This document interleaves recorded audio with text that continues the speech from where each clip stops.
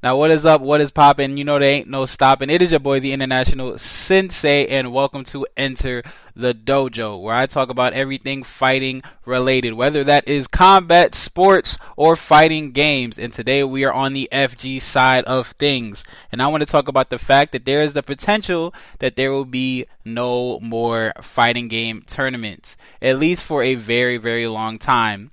Now, for those of you who have been under a rock, of course, the coronavirus, aka COVID 19, however you want to call it, has been sweeping the globe and has been devastating a lot of competitive sports. Of course, the National Basketball Association pretty much ended their season. A lot of other organizations have been ending their season, whether that's billiards, whether that's tennis. Like tons and tons of organizations have just stopped competitive action completely.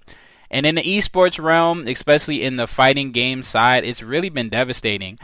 I've seen tons and tons of events, Combo Breaker, Final Round, KIT, Kumite in Tennessee, which is a lot of great events have been just canceling left and right because the virus has just become so rampant. I know that one of the legends, one of the goats of the FGC, man, Li Joe. My prayers go out to you and your family, my brother. I really hope that you get through this. I am praying for you constantly, and we all love you, man. You are one of my heroes, especially because I started on FGC very green. Started on the Street Fighter side of things. Never thought that I would expand to other games because at the time Capcom was king. But ventured out and watched like how you moved and seen you venture out to different styles of games and stuff like that. So it really inspired me to just train a lot more and learn and figure out what style of game I enjoyed most. And for those of you who do not know, I do commentate fighting games a considerable amounts, whether that is Mortal Kombat, Injustice, Tekken, Dragon Ball Fighters, Guilty Gear, whatever, what have you. I commentate a ton of games, and I enjoy the hell out of it. But it wouldn't have been it's now it's really not as possible as it once was. But thankfully, with the outlets that we do have as esports professionals, we can do online tournaments and things like that. But it's really rough. It's really rough.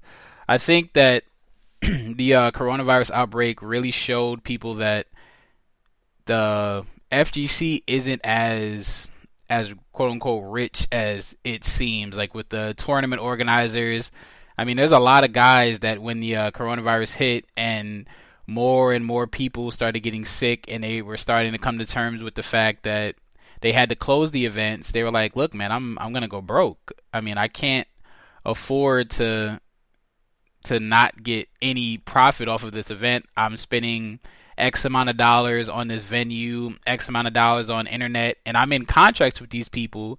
And just because I mean the world is the way it is, I'm not gonna get out of these contracts with people. Still have to pay my end of the bargain. I still have to pay my share.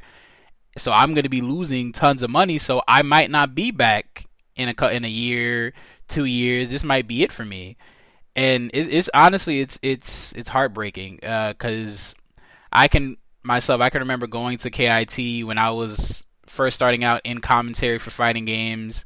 Really, really nervous as hell. And I mean, they made it so comfortable for us. They fed us. They made sure that we were comfortable. One thing that is very underrated, and a lot of good streamers do, a lot of bad streamers don't do, is hiding the stream chat from the commentators. Just because if you're a new guy and the first thing you see is you see the Twitch chat, it honestly can really discourage you. I know for me, the first thing I saw in the Twitch chat was where's Katana Prime, which is a very prominent NRS commentator, and as well as Namco Bandai Games. He does Soul Calibur now. But it really messes with your head. And it's like, damn, man, like these people won't even give you a chance. But they covered that up. I didn't have to worry about that kind of stuff. Made sure I was comfortable. Made sure I knew when I needed to go on, where I needed to go, and made every game feel like it was worth something. So it really does break my heart that events like that have to close. Final Round in Atlanta, my local area, it's closed as well, which definitely sucks. I know a lot of people thinking about coming out, but slowly but surely, you saw the coronavirus is weaning people off to the point where they had to cancel a couple weeks before, and I could tell it really hurt them. I mean, they put a lot into the community. I mean, over 20 years of something, and the fact that just like one global epidemic can really just take it, snatch it out of your hands, and say no mas is tough.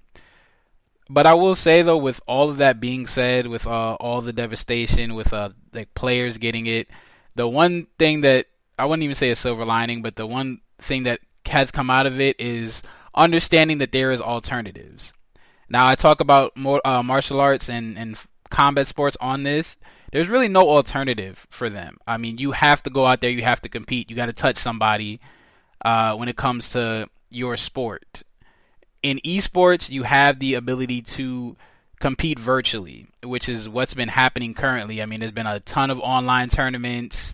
I mean, just to name a few, the Console Gaming League, Coliseum that's run by Mr. Aquaman, the Unjust League that's been run by Tagilo. There's tons and tons and tons of different outlets and different avenues for individuals to play fighting games and play whatever type of game that you like to play, but mostly fighting games is what I'm focused on. And it hasn't gotten better, but it's a good option for those people that have really committed their time, their lives, and their energy to the FGC. Now, I don't know if they're going to be able to make the same amount of profit that the regular tournaments have been giving them, because the one thing about the regular tournaments is you have a much bigger pot. Like let's say you pay however much you pay, and there's 400 or 500 people that enter that tournament. You're getting a piece of that pot. Now online, you're getting significantly less, because if I can't make a profit on a tournament, I'm not going to shell out a whole bunch of my damn money. Then no smart man would.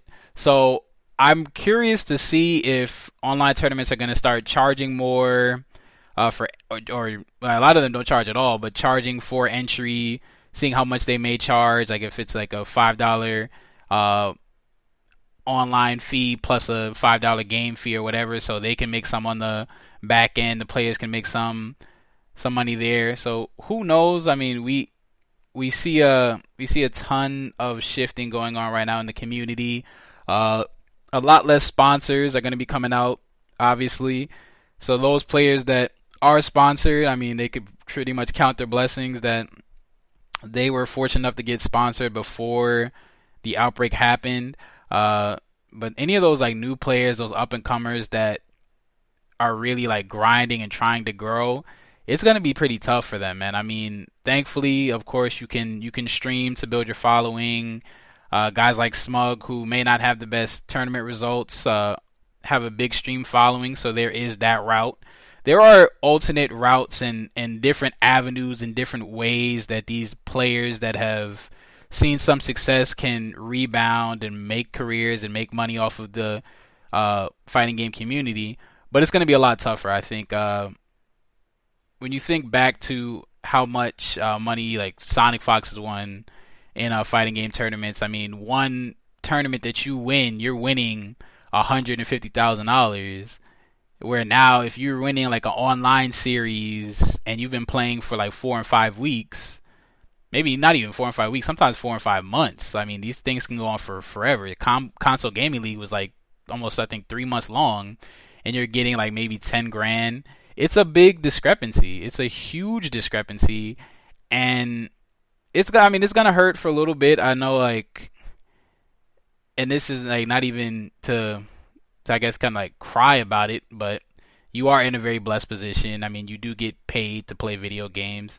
So if you're going to have to struggle a little bit, or if you're going to have to muddle through these tough times, you're going to have to suck it up, obviously. But it does hurt, man. I know there's a lot of guys that weren't like the big, huge names that were winning all these tournaments, but were able to sustain by getting those like top 8s, top 16s, streaming a little bit.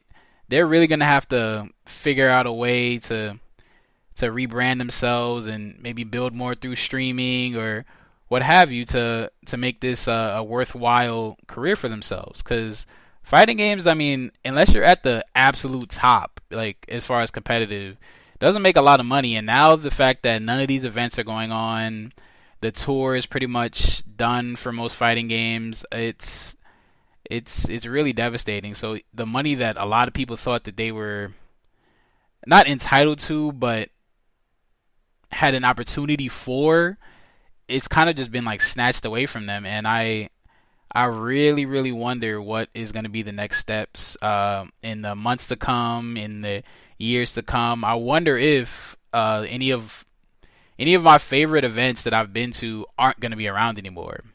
And it hurts, man. It really does, because you have these people that put their love into something for years. And when I say years, I mean years. I mean, Larry's been around for 20 plus years. Vandy's been around for a long time. Jabali, who does CEO, he's been around for 20, well, not 20 years, but like, I think, 15 years or something like that. They've been around for so long, man. And just for like that, like freaking Thanos snapping his fingers with the Infinity Gauntlet, it's gone. And it truly, truly hurts. But I think with planning, with the right, I don't know, with the right luck, of course, 'cause you have to be lucky to get through these types of situations. I feel like they'll be able to bounce back. I know they will. I hope they will. And I'll be happy to see and go to these events in the near future when the coronavirus does subside and we're able to go back to the world and enjoy regular society. But with that being said, all that gloom and doom stuff, thank you guys for listening. Again, I am the International Sensei. Please follow me on Twitter at sensei_global21, Instagram, international_sensei, Stitcher, International Sensei, SoundCloud, International Sensei, and the rest will be posted as well. All the streaming services that you have, I'll be trying to post on all of those. And this has been the Enter the Dojo podcast. Now we are out of the dojo. Us.